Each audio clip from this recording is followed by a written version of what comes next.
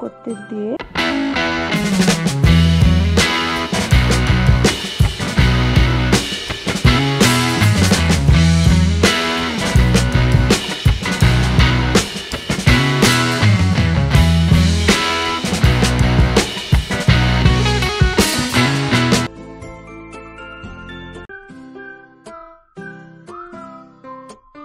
এরপর ঠান্ডা হয়ে গেলে পরিবেশন করে নিন নিজেদের মতো সাজিয়ে।